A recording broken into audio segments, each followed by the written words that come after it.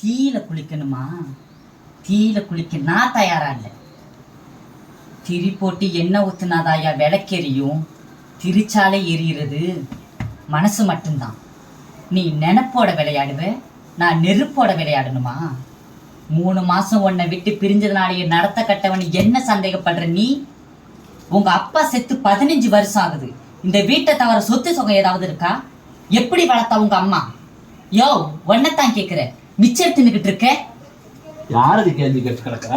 உன் புருஷனையா?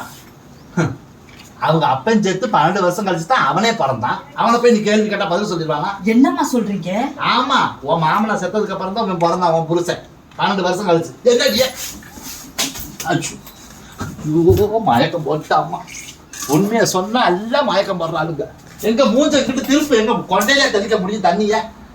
எது கடவுளே, எது எதுவா பாப்பா நீங்க பாவம். உங்க அப்பன் செத்ததுக்கு அப்புறம் தான் நீயே பிறந்த. இவ்வளவு நேரம் வந்து நீ நெருப்புல வேற இவனுக்காக நீ டயலாக்கெல்லாம் பேசிட்டு இருக்கிறியா?